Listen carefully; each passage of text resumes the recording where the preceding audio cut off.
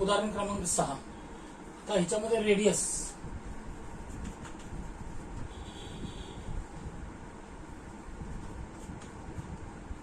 चौदा सेंटीमीटर दिलेली आहे.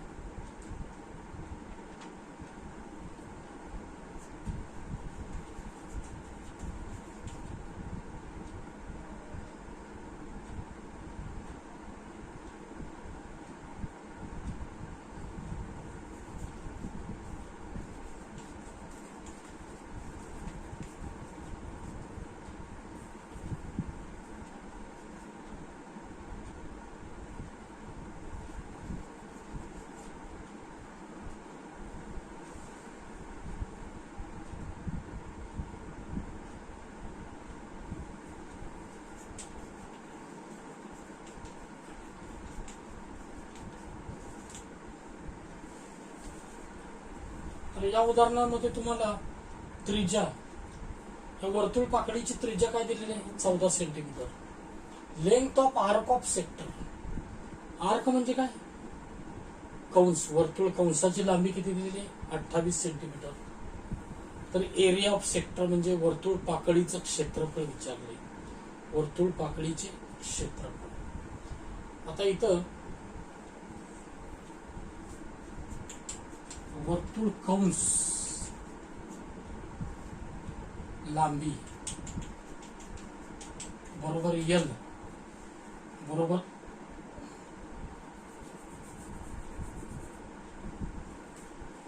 वर्तुळ कंस कुठला आहे? AXB.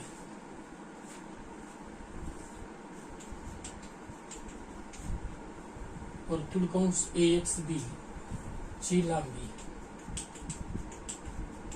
बरोबर एल बरोबर दिलेले 28 सेंटीमीटर. त्रिज्या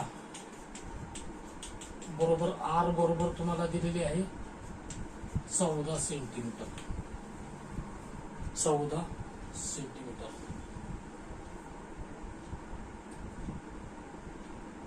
वर्तुळ पाकळीच्या क्षेत्रफळाला सूत्र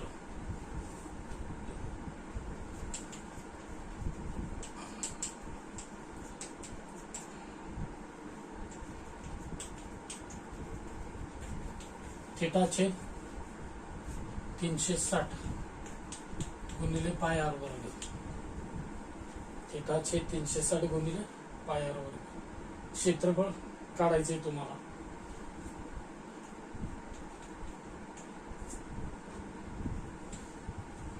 थीटा छेद 360 त्याला गुणिले पाय आर वर्ग.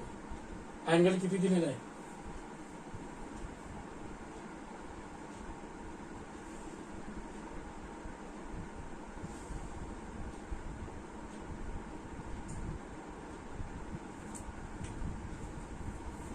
या ठिकाणी तुम्हाला अँगल दिलेलं नाही, अँगल काढावा लागेल. अँगल काढल्यानंतर तुम्हाला क्षेत्रफळ येणार. आता इथं वर्तुळ पाकळीचं क्षेत्रफळ नाही, तुम्हाला वर्तुळ कंसाची लांबी दिलेली आहे. वर्तुळ कंसाच्या लांबीचं सूत्र वापरून तुम्हाला थिटाची किंमत काढावी लागेल. आता इथं वर्तुळ कंसाची लांबी, वर्तुळ पाकळीचे क्षेत्रफळ नंतर काढूया. तुम्हाला वर्तुळ कंसाची लांबी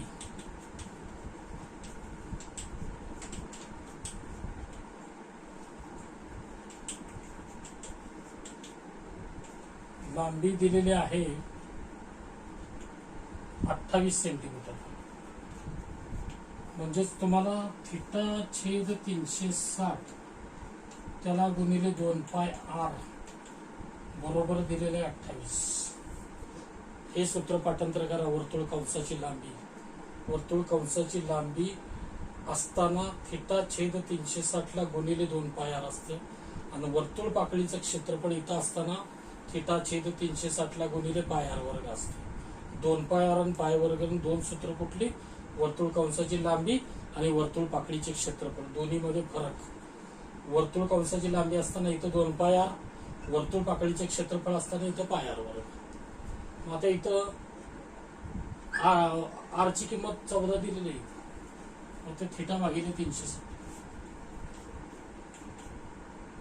2 गुणिले 22/7 गुणिले 14 बरोबर 28. इथं 7 दुनी 14. कॅल्क्युलेशन काय होणार आहे? 2 गुणिले 22/7 गुणिले r ची किंमत 14. मग इथं आता 22 दुनी 44 दुनी 88. थिटा छेद 360 त्याला गुणिले 88 बरोबर 28. मग इथं भागिले 360 गुणिले 360 थिटा बरोबर 28 गुणिले 360 भागिले 360 गुणिले 360 गुणिले 88 भागिले 88. थिटा बरोबर किती येतो हे जर कॅल्क्युलेशन केलं, तुम्हाला काय कॅल्क्युलेटरवर कॅल्क्युलेशन करायचं आहे. थिटाची इथं किंमत येते 114.55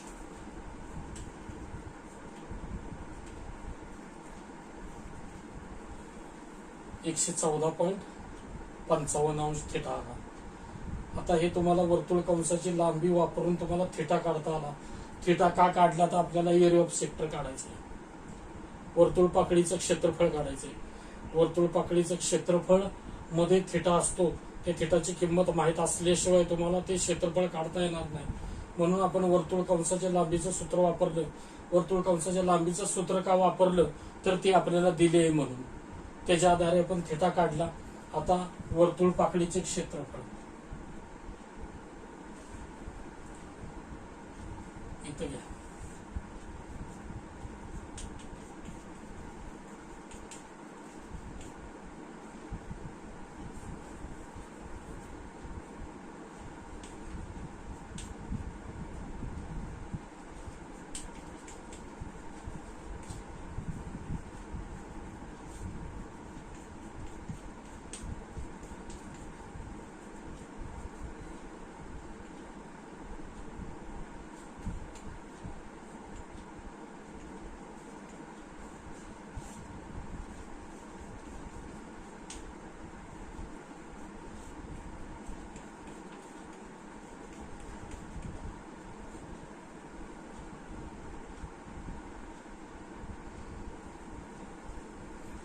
इथं 2 पाय आर म्हणून इथं 14 घेतलं. इथं पाय आर वर्ग आहे. पायची किंमत 22/7 घेतली. ही 114.55. थिटाची किंमत आपण काढली होती. ही थिटाची किंमत ह्याच्यासाठी काढली आपण की हे क्षेत्रफळ आपल्याला काढायचंय तर थिटाची किंमत माहीत असली पाहिजे. मग थिटाची किंमत कशी काढणार आपण तर आपल्याला वर्तुळ कंसाची लांबी दिली होती. त्याच्यावरनं आपण थिटाची किंमत काढली. ती 114.55 360 गुणिले पायची किंमत 22/7 त्रिज्या दिलेली आहे. इथं 7 दुनी 14 केलं.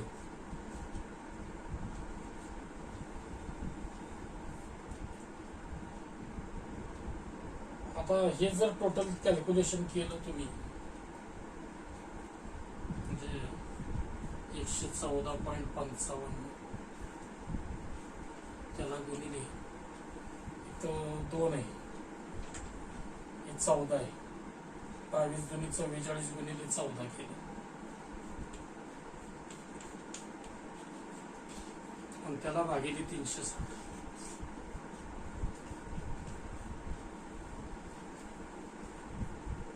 एकशे 14.55 22 दुनी 44 त्याला गुणिले 14 भागिले 360 केलं. हे दिसते का बघा.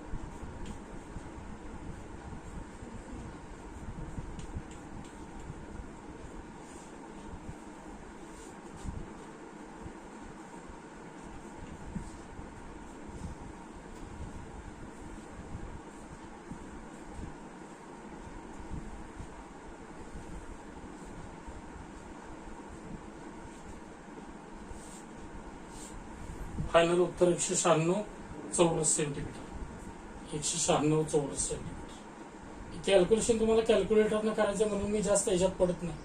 डायरेक्ट तुम्हाला क्षेत्रफळ काढायचं, कॅल्क्युलेशन करा, ते 196 येते.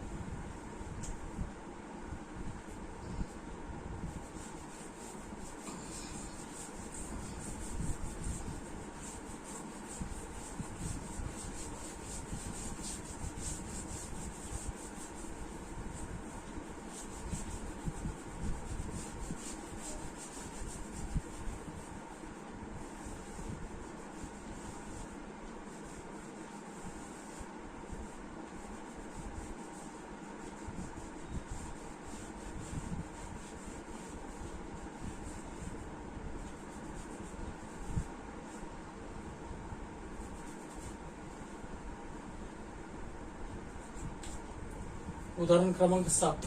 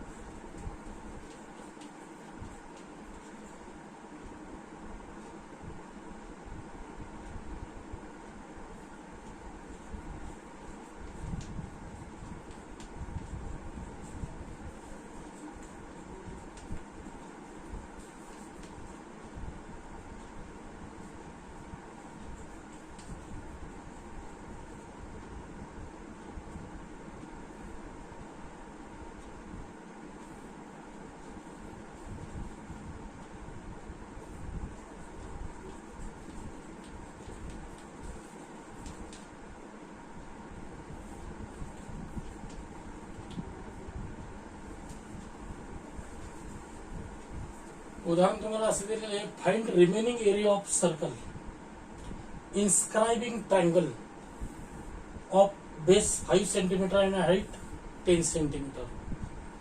इन्स्क्राइबिंग म्हणजे काय? समावेश. म्हणजे रिमेनिंग एरिया म्हणजे उरलेलं क्षेत्रफळ काढायचं की या वर्तुळामध्ये हा त्रिकोण समावेश केलेला आहे. त्रिकोणाचा या वर्तुळामध्ये या त्रिकोणाचा समावेश केलेला आहे. तर आपल्याला हे राहिलेलं क्षेत्रफळ काढायचं.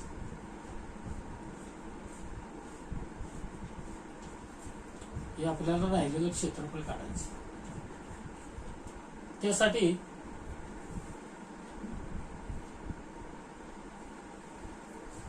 वर्तुळाचा व्यास दिलेला आहे.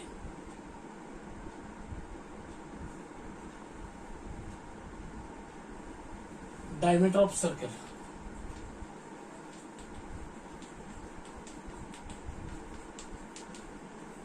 10 सेंटीमीटर. डायमीटर ऑफ सर्कल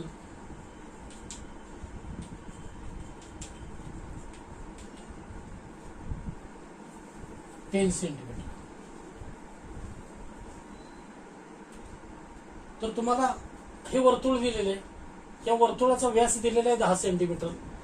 ह्या वर्तुळामध्ये त्रिकोणाचा समावेश आहे. काय आहे? त्रिकोणाचा समावेश आहे. तर आपल्याला हे उर्वरित क्षेत्रफळ काढायचे. काय काढायचे? उर्वरित क्षेत्रफळ काढायचे. असं गणित आहे टोटल. तर हा जे त्रिकोणाचा समावेश केलेला आहे, तर त्रिकोणाचा पाया दिलेला आहे 5 सेंटीमीटर आणि उंची दिलेली आहे 10 सेंटीमीटर. म्हणजे ही उंची दिलेली आहे 10 सेंटीमीटर.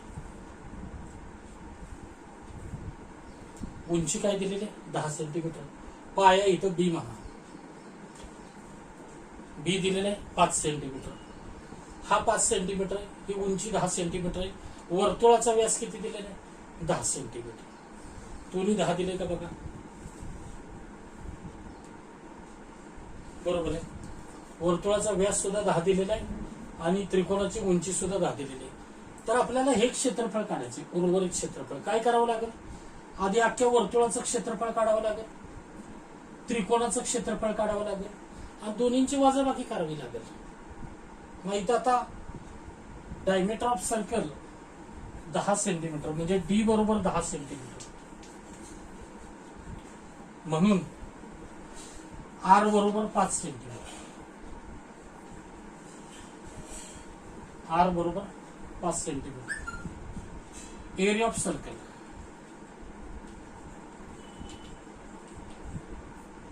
बरोबर पाय आर वर्ग. पाय आर वर्ग. आता इथं पाय डी वर्गचे 4 घेतलं असतं तरी चाललं असतं. बरं ठीक आहे, पाय आर वर्ग घ्या. इथं आर छोटा घ्या. आता रेडियस ऑफ सर्कल 5 आहे. मग इथं 7 न भाग जाणारी संख्या नाही. 3.14 घ्या.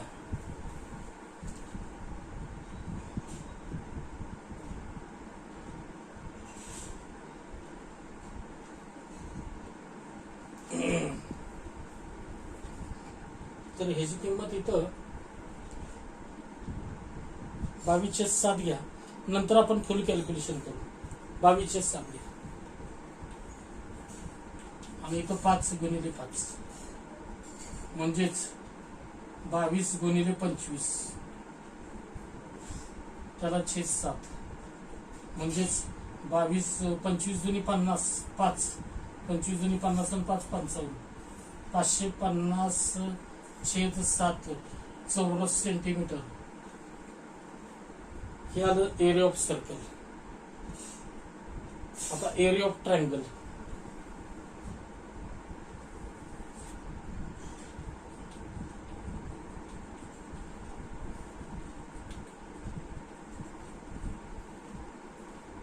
एक छेद 2 गुणिले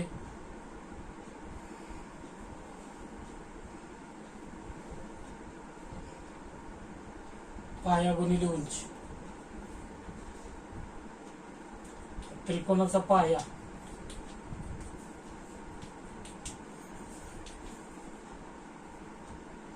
बी तुम्हाला किती दिला आहे? 5 सेंटीमीटर. त्रिकोणाची उंची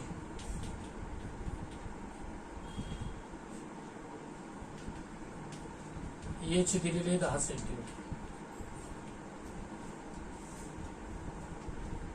इथं 1/2 गुणिले 5 गुणिले 10 म्हणजे येतं टोटल 25.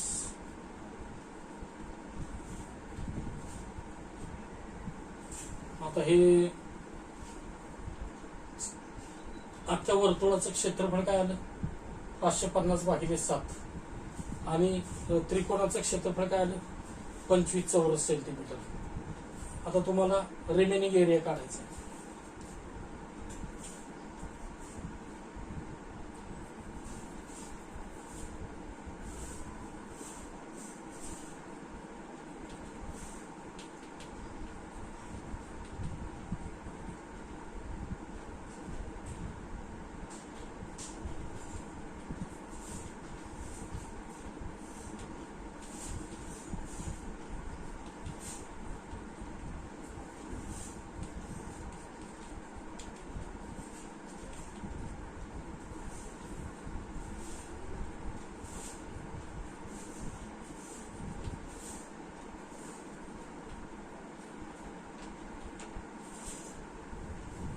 पाचशे 50 भागिले 7 वजा 25.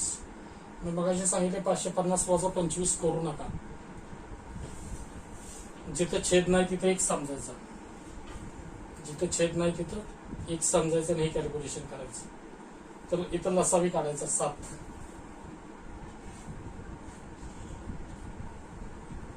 7 भागिले 7 550 गुणिले 1 वजा 7 25 7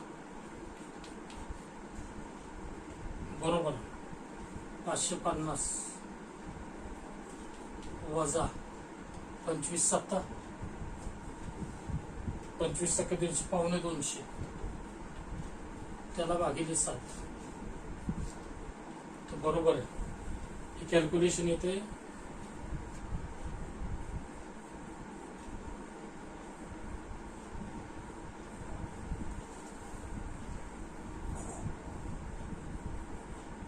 550 वजा 375 175 175 25 325 375 भागिले 7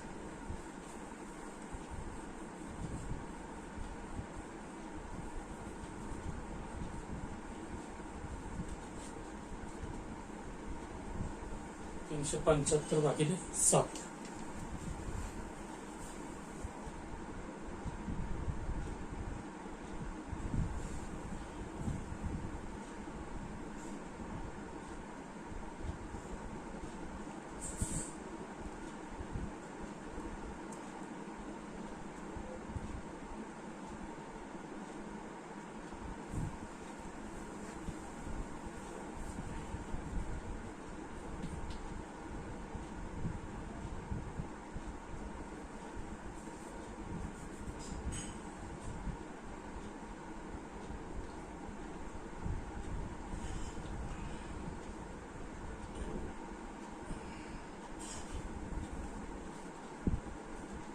चौरस सेंटीमीटर सेंटीमीटर मध्ये माप आहेत. म्हणजे एरियाला काय येणार आहे चौरस सेंटीमीटर.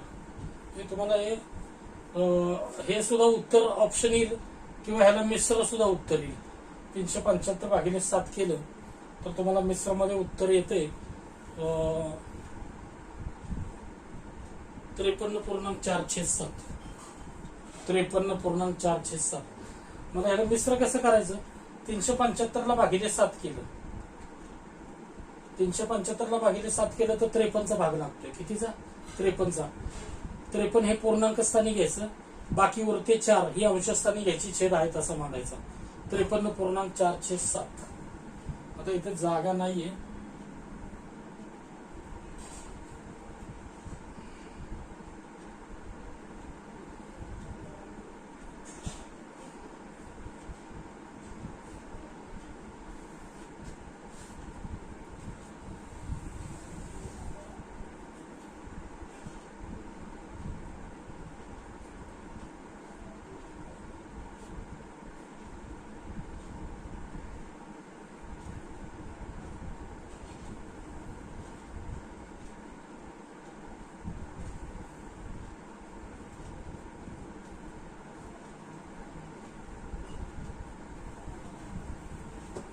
तर 375/7 ह्याला अशा पद्धतीने मिश्र केलं तरी चालते.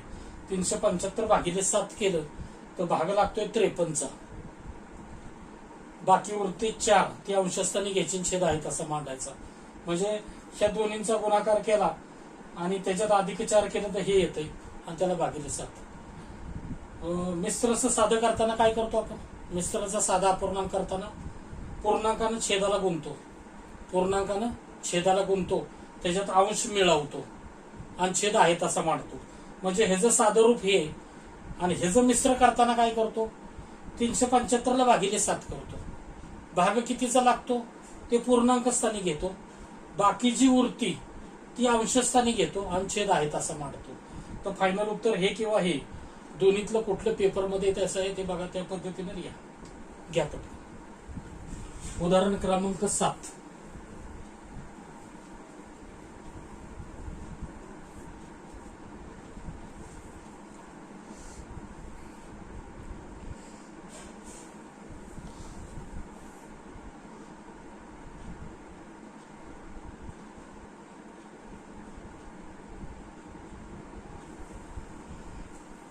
व्यवस्थित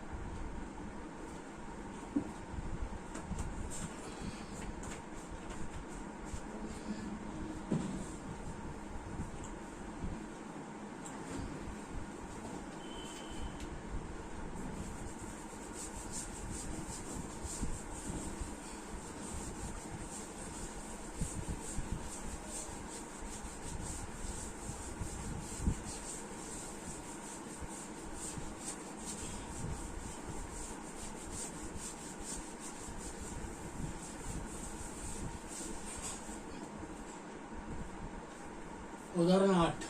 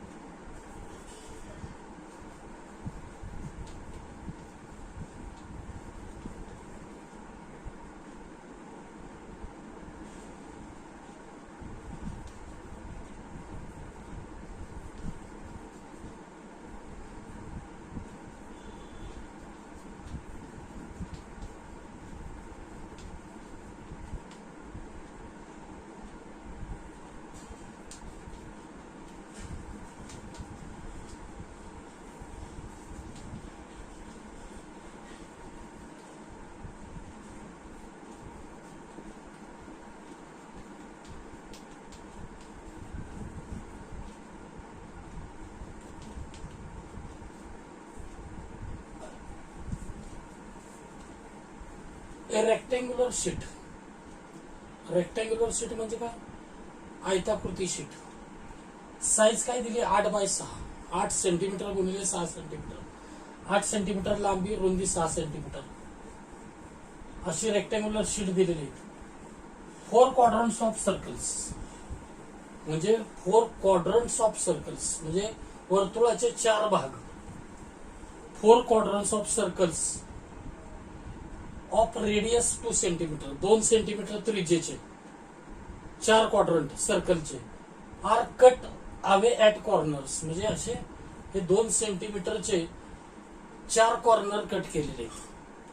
2 सेंटीमीटरचे 4 कॉर्नर ह्या आयताकृती शीटच्या 4 कॉर्नरला कट केलेले. Find area of remaining portion म्हणजे हा एरिया फाइंड करायचा.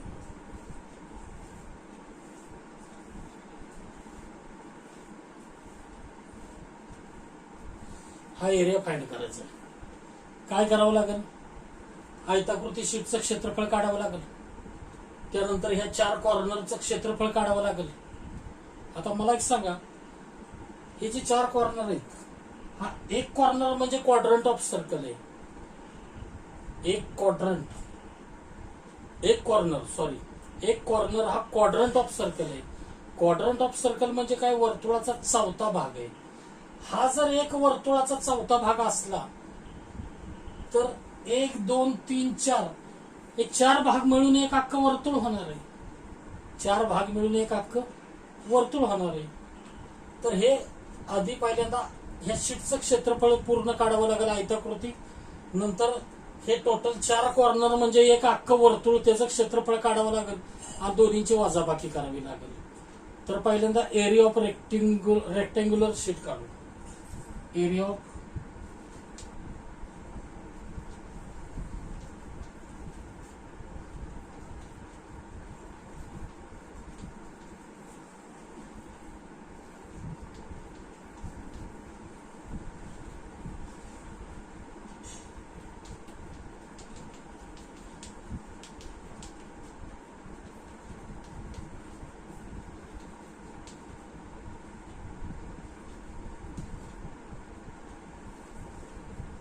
एरिया ऑफ रेक्टँग्युलर शीट काय आला? लांबी गुणिले रुंदी 8 गुणिले 6 48 आला. आता 4 कॉर्नरचं area of 4 quadrants of circle.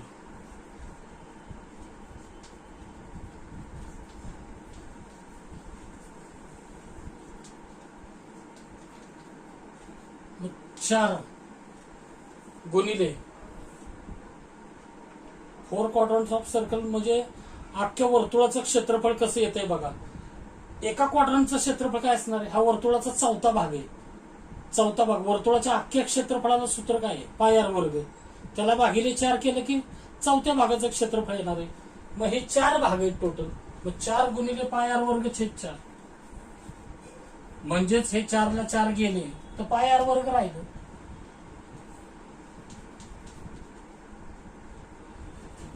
आता पायची किंमत काय घेते? आरची किंमत किती आहे तुम्हाला? 2 दिलेली आहे. पायची किंमत 3.14 घ्या.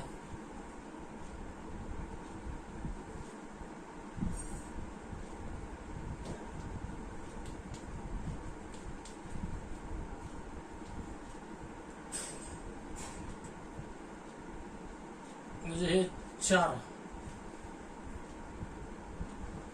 4 चौक 16 1 4 1 4 आणि 1 5 12.56 आलं चौरस सेंटीमीटर.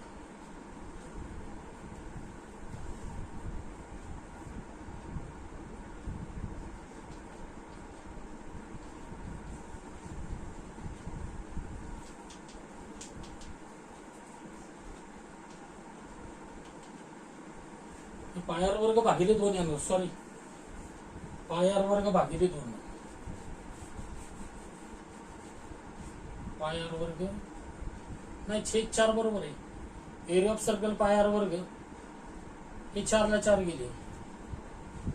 पायार वर्ग म्हणजे 3.14 त्याला गुणिले 2 गुणिले 2 4 म्हणजे 4 चौक 16 1 4 1 4 आणि 1 5 4 त्रिक 12 चौरस सेंटीमीटर. आता रिमेनिंग एरिया काय येणार आहे? हे रेक्टँग्युलर शीट वजा आहे 48 वजा 12.56 हे टोटल येते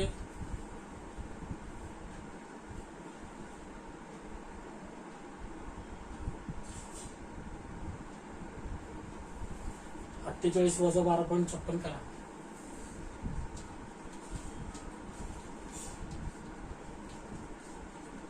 6 आणि 4 10 5 आणि 5 10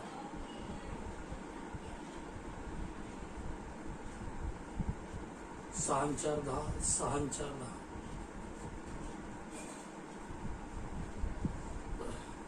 35.44 6 आणि 4 10 6 आणि 4 10 3 आणि 5 8 35.44.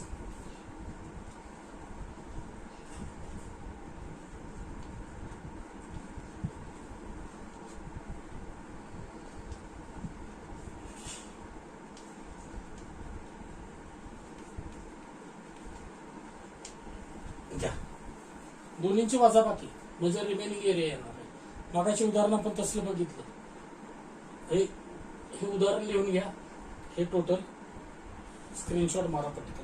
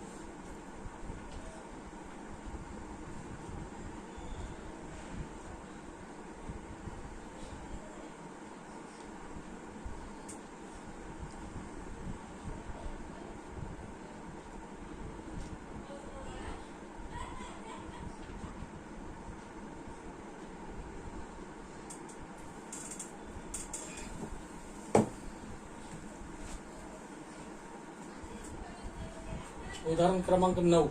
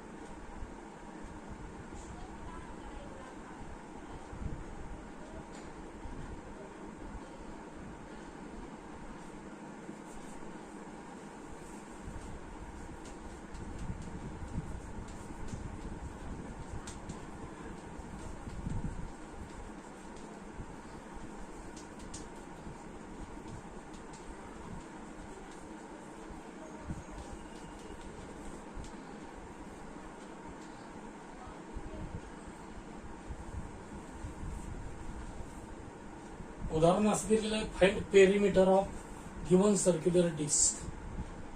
परिमिती काढायची. या डिस्कची आपल्याला काय काढायची? परिमिती.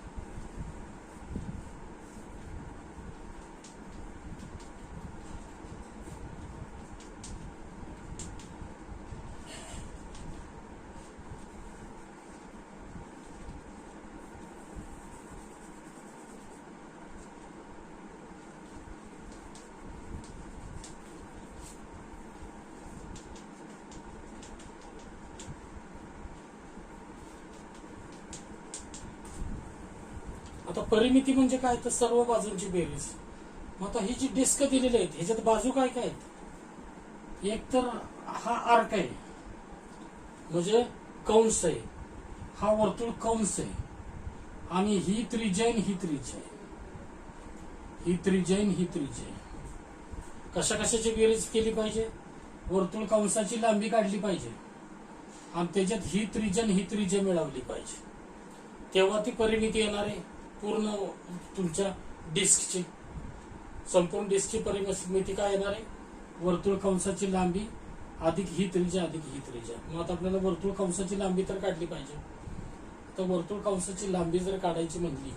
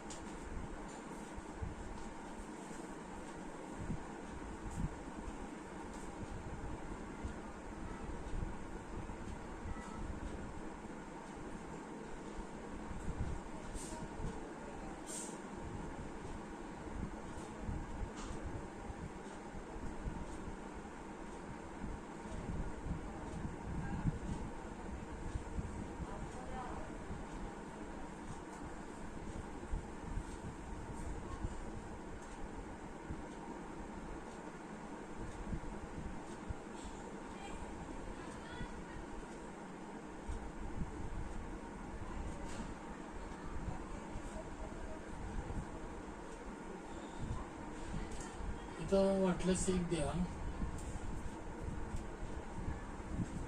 इथं सी, इथं डी, इथं ई, इथं F. C D E F बी.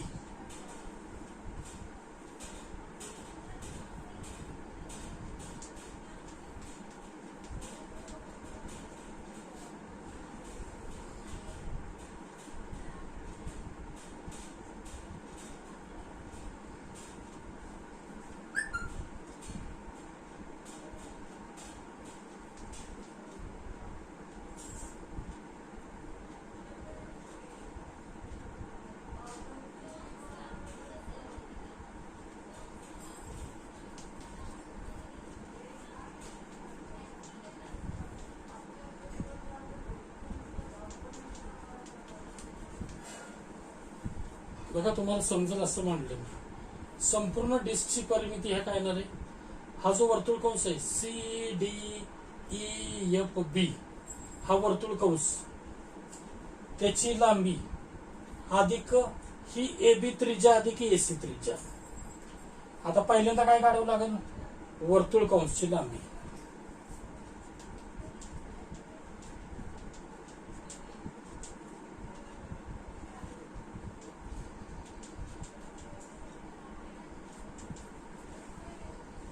थिटा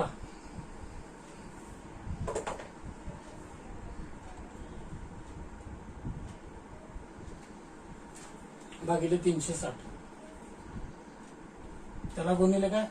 2 पाय आर. वर्तुळ कंसाची लांबी काढताना हे सूत्र लक्षात ठेवा. आणि वर्तुळ पाकळीचं क्षेत्रफळ नाही, इथं फक्त पायार वर्ग येत. वर्तुळ कंसाची लांबी इथं 2 पायार येते, हे कॉमन राहतं. इथं 2 पायर येते वर्तुळ कंसाच्या लांबीला आणि वर्तुळ पाकळीच्या क्षेत्रफळाला इथं पायार वर्ग येतो. आता हे थिटा कसा काढणार तुम्ही? हा वर्तुळ कंस संपूर्ण आहे, म्हणजे हा कोण अख्खा किती असणार आहे? हा थिटा असणार आहे. हा थिटा. हा कोण किती असणार आहे? अख्खा 360, त्याच्यात 45 वजा करायचा. 360 वजा 45. थिटा बरोबर 315. 360 मधनं, अख्ख्या 360 मधनं काय करावं लागणार आहे? 45 वजा करावं लागणार आहे. मग इथं 315 घ्या. 315 भागिले 360 गुणिले 2 पाय आर. 2 गुणिले आर ची किंमत किती आहे? 100 आहे. 3.14 घ्या. म्हणजे हे 315 त्याला भागिले 360 त्याला गुणिले हे 314 येईल. 2 गुणिले 314 हे 314 येईल. हे त्याला गुणिले 2. तर हे टोटल कॅल्क्युलेशन डायरेक्ट मांडतो मी. 550 मिलीमीटर. वर्तुळ कंसाची लांबी L बरोबर 550 मिलीमीटर. उदाहरण मिलीमीटर मध्ये आहे. तर वर्तुळ कंसाची लांबी आली 550 मिलीमीटर. आता संपूर्ण डिस्कची परिमिती त्याच्या त्रिज्या 2दा मिळवावी लागेल. 100 अधिक 100.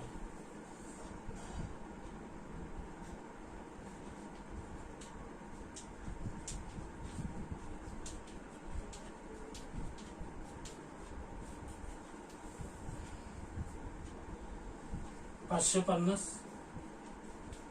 अधिक 100 अधिक 100 750 मिलीमीटर.